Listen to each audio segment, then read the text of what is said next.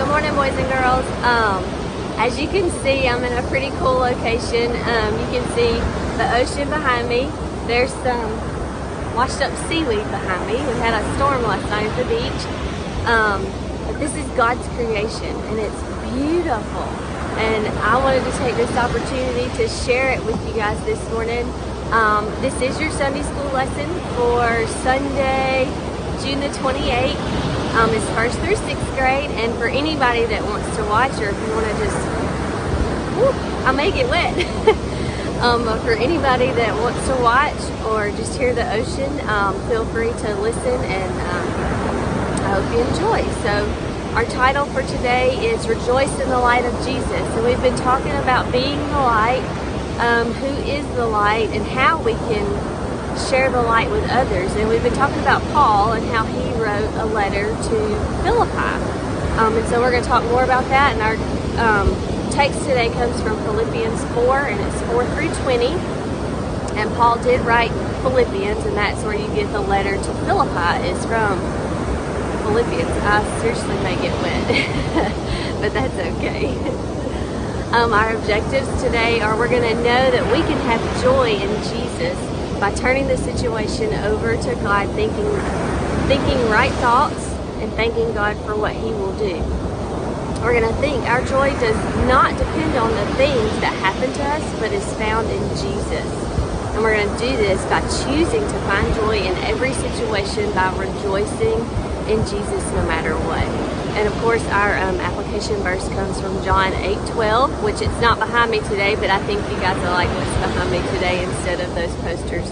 And our theme, of course, is Rejoice in Christ. And we're going to talk a little bit about our lesson, okay?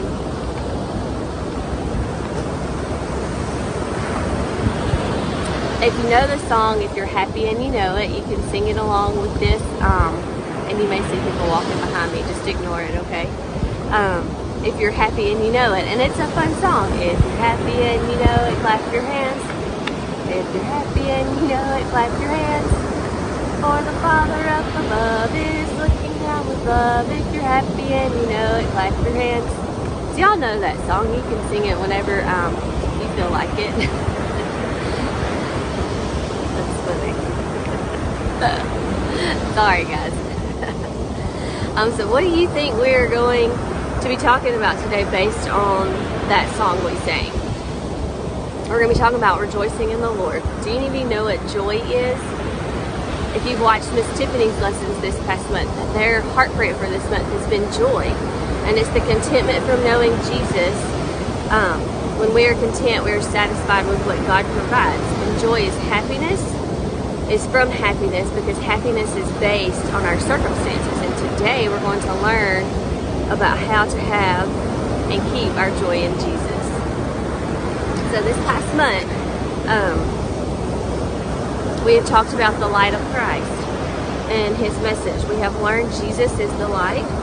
We also learned we are to follow the light, and we are to let His light shine so others will see Jesus in us, okay? And today we're going to learn more about what Paul said in his letter to the Christians in Philippi.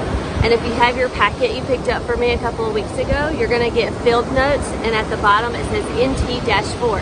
I don't have it with me, but I'll post it in the comments after the video loads so you can look at it. But it's just up the next one on top, and they were in order in your little bag, okay?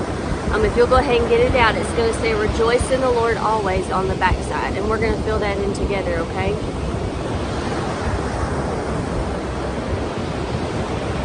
I'm going to read Philippians 4:4 to you really quick.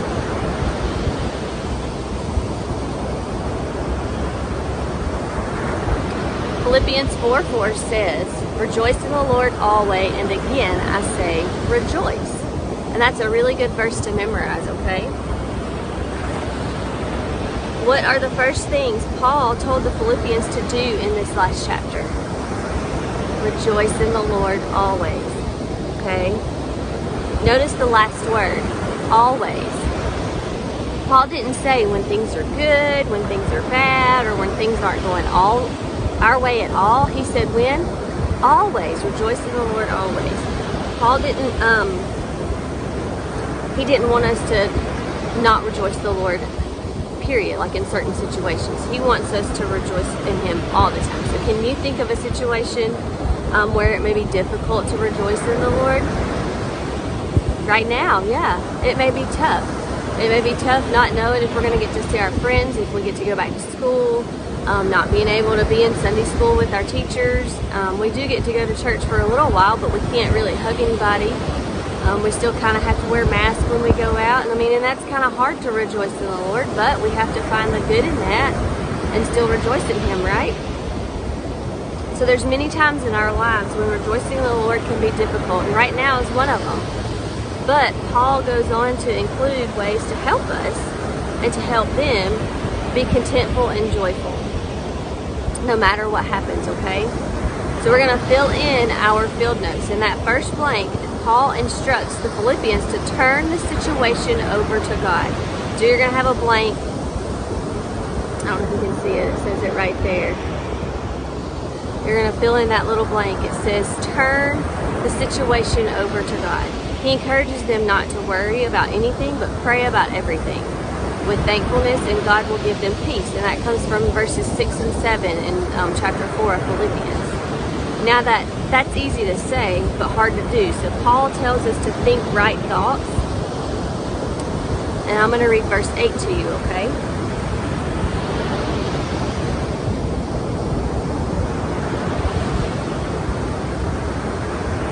It says, finally, brethren, whatsoever things are true, whatsoever things are honest, whatsoever things are just, whatsoever things are pure, whatsoever things are lovely, whatsoever things are of good report, if there be any virtue and if there be any praise, think on these things. And you're probably thinking, Miss Rosanne, those are big words. What does all that mean? Well, Paul tells us what kind of thoughts to put in our minds. He told the believers to think thoughts that are true, honest, just, pure, lovely, of a good report, virtuous, and praiseworthy. When you've prayed about your situation and thanked God for his power and control over it, but you still have sad, angry, anxious feelings, ask yourself, is this true? Is this honest? Is this a pure thought? If not, replace it with one that is. Our minds are to be focused on the positive. And that's hard, but they're supposed to be focused on holy things. And sometimes that's even hard too, but if we rejoice and we focus on positive and holy things, God will take care of us, okay? So finally, that about got me. So finally, thank God for what he will do. Paul learned to be content, to be thankful, whatever he had, a lot or a little. There were times when he was hungry. There were times when he was full. Proper perspective can help us to have joy in situations that may seem scary. If we pause long enough to see that our needs are taken care of and realize our wants can wait, many times our thankful spirit will return. And that's going to be verses 11 and 12. So the church in Philippi allowed the Lord to minister through them by sending Paul a care package. And you're probably thinking, how in the world did Paul 2,000 years ago get a care package? Let's find out. So Paul thanked them for a gift and shared how he learned to rely on God's strength to carry him through the many difficult situations he faced. Sometimes God changes the situations, but many times God can change you. So his care package was God's strength, okay? So being thankful sometimes takes practice. And we must remember God is always with us. He knows our troubles and he wants us to trust him for help. He cares about every worry and he wants us to give him every concern. So 1 Peter 5:7, we need to come before God. We need to come before God in prayer, humbly in prayer, remembering that he will give us what we need. We can be faithful to God in all situations because he gives us strength. And that comes from Philippians 4:13. I can do all things through Christ who strengthens me, okay? The Bible tells us the Lord will give amazing strength and peace to those who ask for it and who need it. Philippians 4:7. Knowing and trusting God's word, we can be faithful to God in all situations because he will give us the strength to do so. So if you have your field notes, that first blank is going to be turn the situation over to God. So the little blank says turn the situation, okay? So that's what you'll write in those blanks. And your second one is think right thoughts. So it has think, that'll go in that first blank, and then you'll have right, and that second blank will be thoughts. So think right thoughts. And then your last one says thank you God, blank blank, for what He will do. And that's gonna be thank you God. Thank God for what He will do. So we're gonna thank you God. Well, for what He will do. So that's what you'll put in that blank, okay? Thank God for what He will do. I'll put those in the comments too, so you'll know, or you can pause it however you need to do it. Alright guys, so our application verse this month has been, and it's the last Sunday of the month, so I hope a lot of you know your application verse. Okay, I challenge you to know it because it's a really good verse to memorize this month. It says, I am the light of the world. He that followeth me shall not walk in darkness, but shall have the light of life. And that's John 8:12. I'm going to read you some situations, okay, and I want you to think about it. And you can even answer out loud as you're watching this at home, but I want you to think about it as we talk about it, okay? So Evan remembered coming home from school and learning that his grandmother had a heart attack and had been rushed to the hospital. Evan was afraid at first, but he prayed his grandmother would get better and come home soon. Days turned into weeks, and then his dad told him that his grandmother would probably never come home. Now Evan was angry with God for not answering his prayer. How can Evan rejoice in Jesus? Think about those three situations that we just put on our field notes. Turn the situation over to God, think right thoughts, or thank God for what He will do. I want you to think about which one of those you would use in Evan's situation, okay? Then we have another one. Jenna's dad had been out of work for 6 months. The entire family had been careful about spending money, but there's a class trip she really wants to go on. But Jenna knows there's not enough money in the budget, and she's letting it affect her attitude about everything. How can Jenna rejoice in Jesus? Think about those three little bubbles that we talked about in this situation, okay? And some of you may be faced with that. It's hard, okay? So I want you guys to remember that. So we don't always get the answer we want to a situation, but that doesn't mean that God's not there or we can't find joy in what is happening. Sometimes we have to ask God to help us accept the situation. But remember, true joy comes from turning the situation over to God, think right thoughts, and thanking Him for what He will do. When we continue to follow Jesus and His light, we will find true joy. Okay, and I want you guys to really try to work on that in the next coming weeks as we learn and we find out what school is going to look like come August, okay? You can wave to all those people as they go by. That's what happens when you come out on the beach. So our application verse this month tells us Jesus is the light of the world. When we follow Him, two things happen. We don't walk in the darkness, and we have the light of life. Jesus is always leading us in the right ways, okay? And that's why it's important that we have Him in our hearts so He can guide us, okay? And there was another, I don't know if you remember, there's another poster that's on my wall at my house that has these little bubbles or whatever, and it says, Jesus is the light, follow the light, let His light shine. And so our one for today is rejoice in the light of Jesus. So it's very easy to only see bad things around us, especially when we're in the middle of a hard situation, kind of like right now. The first thing we want to do is complain about how difficult our circumstances are instead of looking onto the positives, instead of remaining zeroed in on the negatives, okay? So we need to look at the positives and stop focusing on the negative. We must remember to rejoice in the light of Jesus. This entire month we have focused on how to be the light of the world. When the world goes through darkness, They have no light to guide their way, no reason for joy or peace. Can you imagine going through a hard time without the hope of Jesus Christ?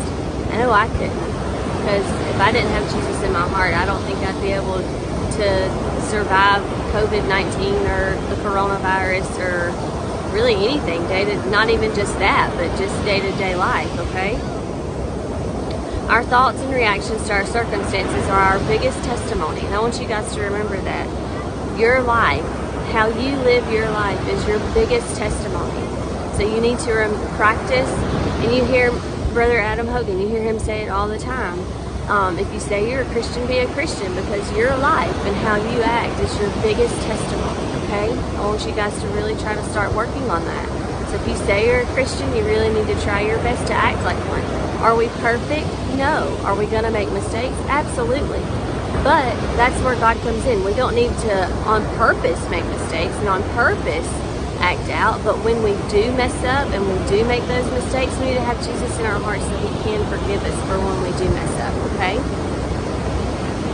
So our thoughts and reactions to our circumstances are the biggest testimony we can have. This will also help give us a new perspective on situations that can be difficult by allowing us to see his provision and his hand of guidance in our lives. Our joy does not depend on the things that happen to us, but it is found in Jesus. So your next step this week is to choose to find joy in every situation by rejoicing in Jesus.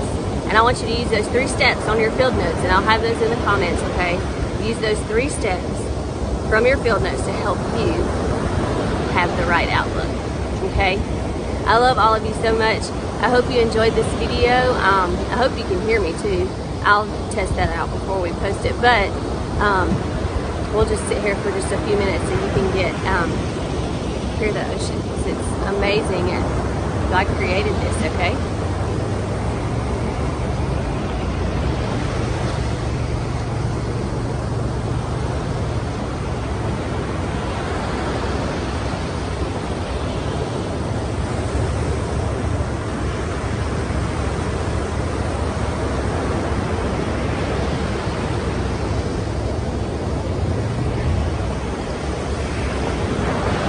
Well, I hope you guys enjoyed our lesson today.